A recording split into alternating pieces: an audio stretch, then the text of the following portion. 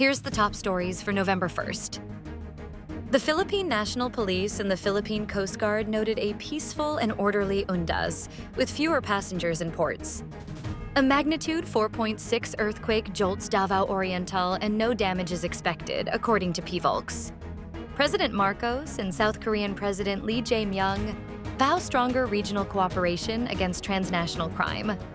A tropical depression has formed east of Mindanao and is expected to enter the Philippine area of responsibility as Tino on November 2nd, according to PAGASA. An explosion at a New Mexico oil refinery sends thick smoke across Artesia. The observance of Undas has been peaceful and orderly so far despite a massive travel surge. The Philippine National Police reported on All Saints' Day on Saturday, November 1st, citing real-time command monitoring and tight coordination with the Philippine Coast Guard on land and sea. Based on the collated data from the ground as of 6 a.m., acting PNP Chief Police Lieutenant General Jose Melencio Nartates Jr. said they have not monitored any incident or threat in all places of convergence, from transportation hubs to cemeteries.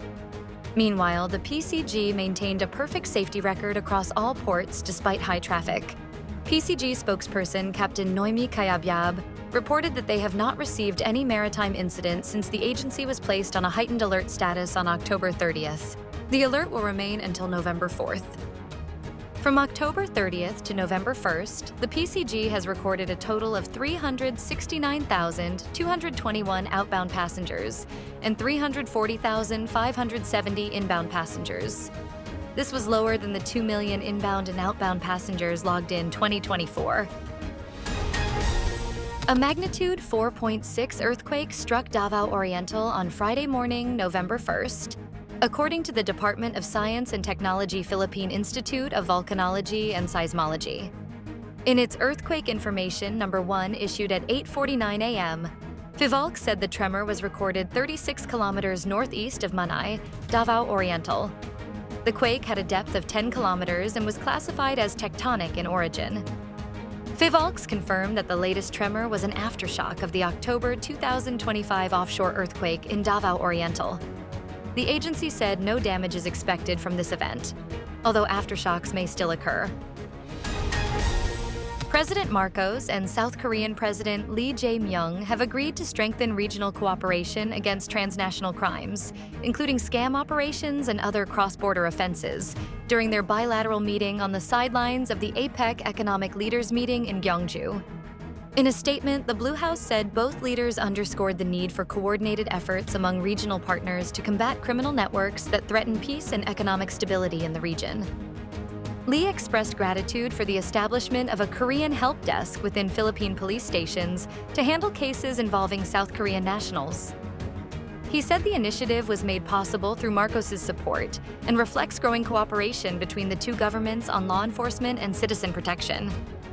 President Marcos, for his part, reaffirmed the Philippines' commitment to strengthening its strategic partnership with South Korea, particularly in the areas of defense, shipbuilding, and infrastructure.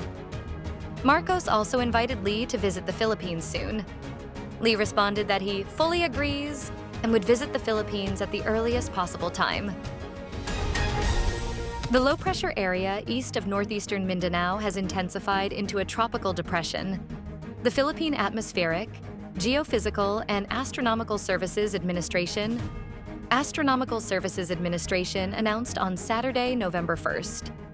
In its latest tropical cyclone advisory issued at 5 a.m., PAGASA said the center of the tropical depression was estimated at 1,430 kilometers east of northeastern Mindanao, outside the Philippine area of responsibility, as of 4 a.m.